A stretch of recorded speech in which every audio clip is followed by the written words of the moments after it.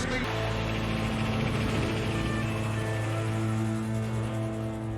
Well, Ray, thank you so much for having us here in your amazing man cave. What's it like to walk in here and see and relive some amazing memories from a wonderful career? I just enjoyed playing. When I first started, I used to play league on the Saturday and union on the Sunday. I couldn't get enough games. The nickname, Mr. Perpetual Motion, where did that first come from? I just love to tackle people, hurt them if I can, because they're going to hurt me. Oh, big tackle. That's a tackle from Ray Price, barreling. Murray didn't know it hit him. How did you view yourself as a player, do you think? People saw you as this guy that never stopped, but what was your kind of philosophy on the field? I loved doing it. I never stopped. You don't stop until the game's over, and that was the motto of mine. If I can still run as fast in the second half of the game as I ran in the first half of the game, then I've got an advantage over the team that I'm playing. It's fair to say you set a fairly high standard for yourself then. I always set it high. It's no good going out there and missing tackles. Did you have that standard for your teammates as well? Like when you talk to guys that played with you, they said you expected so much out of yourself, but you expected a lot out of them as well. I did expect a lot out of them, and don't you worry, I let them know. If you do it my way, I'm quite sure we'll come out with a win. How did guys respond to that? Like, did everyone get on board, or were there guys that they had to go with you? I don't let anything go, so it was one thing that they had to do. You know, a lot of them are great players, and they could do it by themselves, but every now and then, a little bit lazy. Peter Sterling, he said, you're the greatest competitor he's ever known and the best player to ever pull on a Parramatta jersey. How does that make you feel? Well, very honoured, because Sterlo's not a bad little player himself. And matter of fact, Brett Kenny and Peter Sterling are the best half 5'8" combination I've ever played with and ever seen. You can put Wally in that too. I'm sure they'll appreciate the shout out. Jack Gibson spoke about you as well, and in such glowing terms, but he said that Ray never really wanted to hurt anyone playing football. He just felt an obligation to. Is that fair enough? That's one way of looking at it, yeah. You know, like, they all hurt me, or they all went out there with that in their minds to hurt me. I tried not to let them do it too many times, but there were times when referees just let them have a little poke here and a poke there. So you play the game as strong as you can, and if you don't, they'll get you. Ray Price with the Cumberland throw. The Cumberland throw. The Cumberland throw, how you came up with the Cumberland throw tackling technique?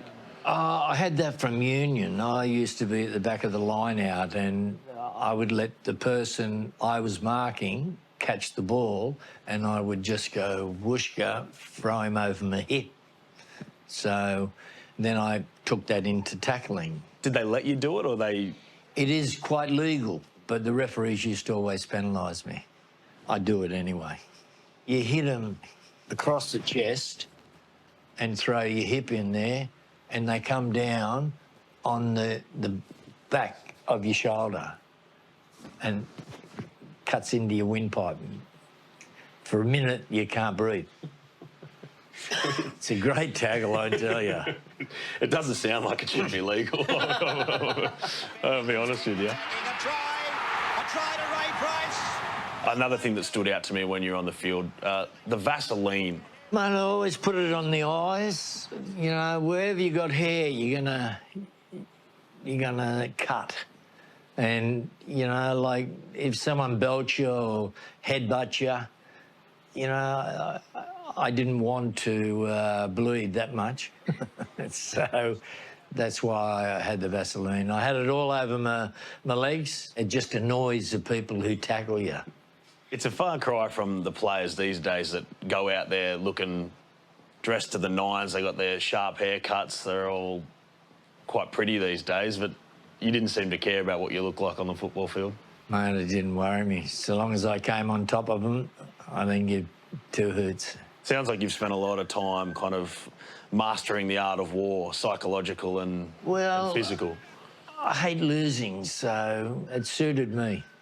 All right, let's go backwards. Why was it rugby union over league in those early Rugby parts? union was played in the area where I was. Did you prefer league or union? I had no preference in games. I just loved the challenge.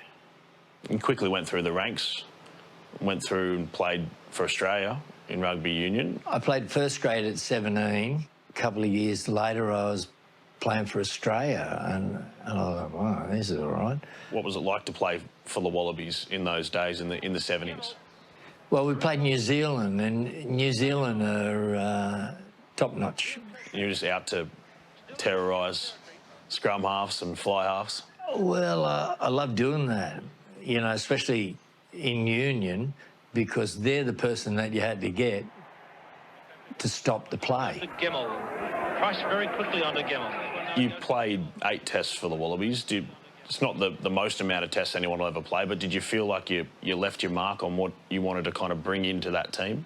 Well, I only played 8 because then I had an offer from league to go and play there. So I always intended on playing league.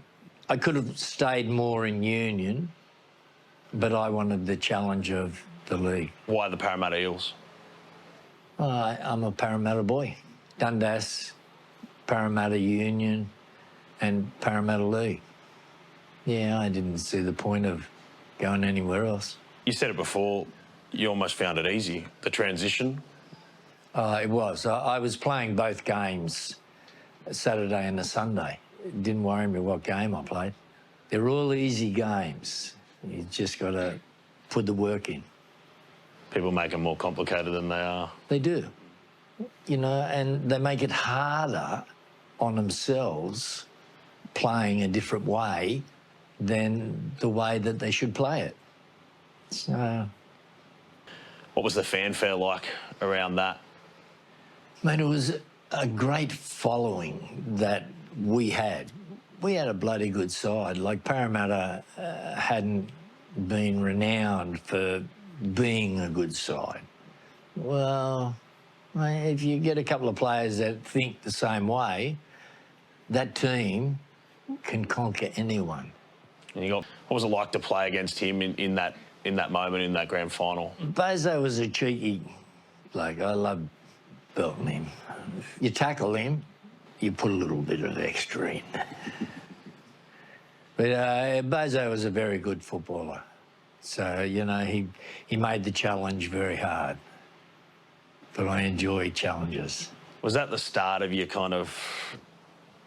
rivalry with Manly for you? Like I don't hate Manly. I don't hate any side that I play or different teams. I respect a lot of players that play for Manly. I just like beating Manly. That's the best thing you can do.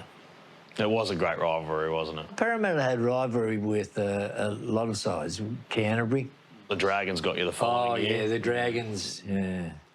The losing those back-to-back grand finals in your first 2 seasons, how much did that burn you? Because it wasn't just a loss to Manly, then there was the next year, you lost to St George in a grand final replay as well after the first one. Yeah, finished in a draw. We were dudded in a couple of things, but yeah, I'm not blaming a referee, but they can definitely change the way the result goes. So that's all I'll say about referees. 1981, it all changed. Jack Gibson arrived at the club. What was your first memory of Jack? Oh, I love Jack. He just comes up with all these sayings, all these things that he wants you to do. Instead of not winning the game, he showed us how to win. What was the biggest thing he brought to the Parramatta Teaching Eels? us, don't just look at it and think that's going to happen. Create something and force them to do something different. Gibbo he's a very smart man. And with Ron Massey, I Like, I don't know how we didn't win more competitions. You won a fair few. You know, it was like in the grand finals that we'd already played in, we just missed one thing. And Jack taught us that one thing. The celebrations afterwards, when they burned down Cumberland Oval grandstand. And The fans celebrated in the way that they thought they were supposed to. because for 2 years then, that means you had to play at Belmore, didn't you? You had That's right. to play with the Bulldogs at the home ground. That's where the rivalry came from. I love beating them there. I bet they didn't like having you there. No, no. But, you know, the old saying, shit happens. Winning again and again Yeah. and again, especially twice against Manly in 82 and 83. How satisfying was that? But you got to have rivalry. If you don't push it forward and push them in the face, whatever, mate, it's no good playing. It's just a lacklustre game. You spoke before about people doing their job in the team and how easy that makes everything. You had some guys that could do some pretty good jobs. Mate, we had a very good side. Our forwards were, I tell you what, I played with Australia and I wouldn't have swapped my forward pack for the Australian team. Mate, that's how good they are. And our backs were just superb. When you got people like Sterling, Kenny, Ella, Cronin, Guru, we had a very good side. And I did not play for the money. The money did not worry me one iota. You get people today, they're greedy. There are people who are getting huge amounts of money and they're not worth a pinch of shit. Excuse my French. Two guys that deserved it were Kenny and Sterling. What made them such a special halves combination? The talk that they did. Bert's crazy. He's a dead set. He would do anything. And he's got the pace to stand someone up cold. When people kept saying, oh, no, Wally Lewis should be 5'8", I look at these people, I say, are you kidding? Bert Kenny stands him up cold every time he plays him. And he did. If you're the best in your position, you deserve the Australian job. Well, Bert got the Australian job. Like, I didn't have to do anything. All I had to do was tackle. It made the game so easy to play with all these people. We should have won a couple more grand finals. So you're filthy about 84? Yeah, dirty as shit. We didn't deserve to lose that game. In my eyes, we didn't lose it. The jerk in the middle took it off us. You say you wanted to win more premierships. Obviously, 84 didn't go the way you wanted. No. 86. First of all, the decision for 86 to be your final season, why? I'd rather go out a winner than a loser.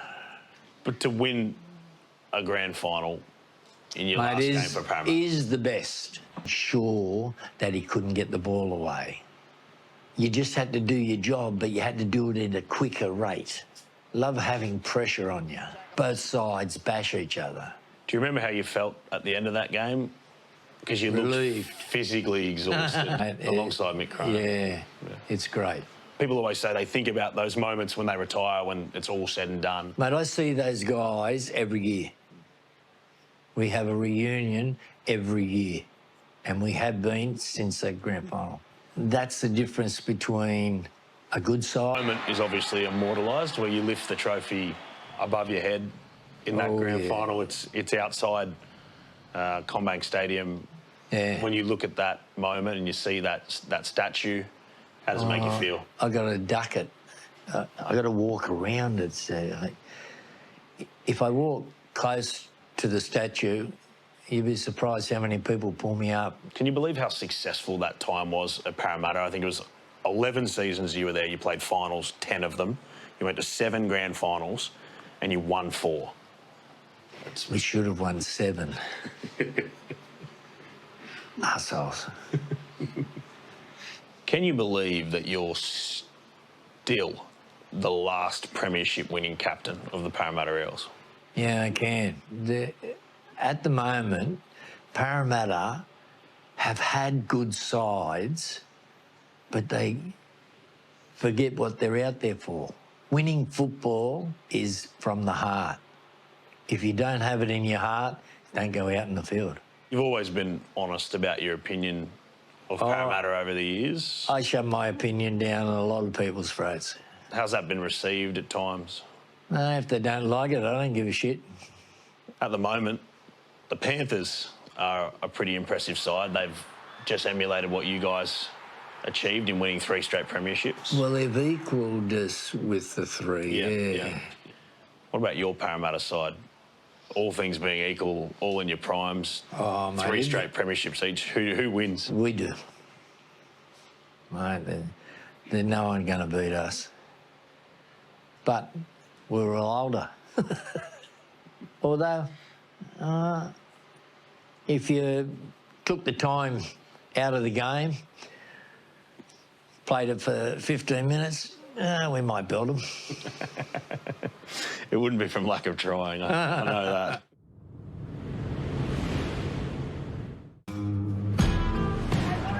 Start finding Price. Price back inside for Sterling. Sterling's got support too in Pearce. Back and goes for play for Price. And Price is... Yes, he's just short of the line. All right, let's talk about State of Origin. Does it burn you that you never got to win a series? Does that still sting you? Yeah, I built it a couple, so... Dean Miles is looking to kick, but the New South Wales defence swarming in, and it's already on. Punches being thrown from everybody. Ray Price, all trading blows. Well, 1984 Origin series, got in a bit of a stink with Chris Choppy Close. Blocker started all that crap, and I just got dragged in on it. Don't pick Choppy Close to be a fighter. Oh, shit. But I got a couple in. He didn't knock me out or anything, so it was a successful spat. I think that was one of your last Origin games. 84 was your last series. They finally broke through for their first victory in 85. the ecstasy of it all. Steve Mortimer being held aloft by his New South Wales Chargers. Congratulations to them. Was it a bittersweet feeling that you weren't playing anymore, or you were just happy that they won? I was glad that they won. That's the main thing. I think we had a New South Wales referee.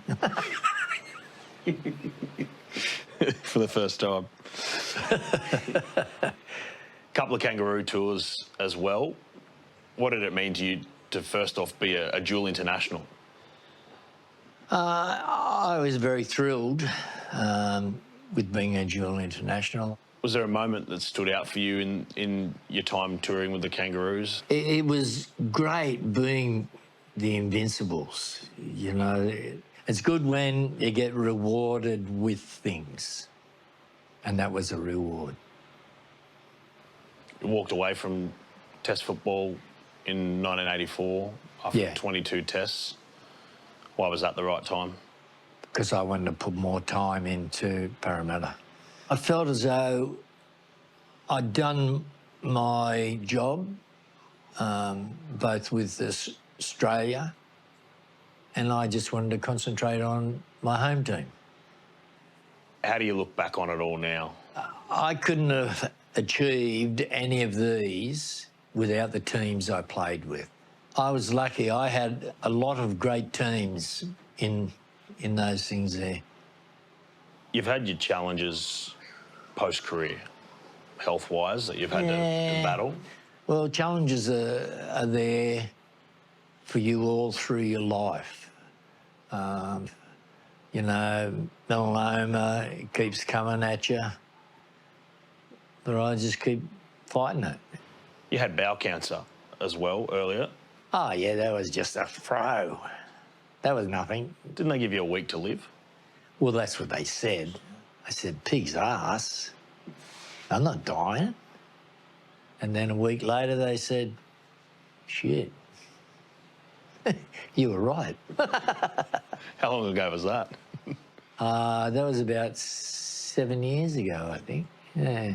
Look, if you want to die, die. But I don't. And that's why I'll fight whatever I get. The other thing, obviously, you've had to encounter and deal with is dementia. And you feel like you're fighting You on can't now. beat it.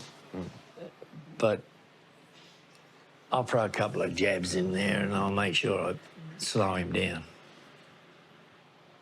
So you support the way the game's looking after players these days, looking after... They've got to look after them or they won't have anything to display.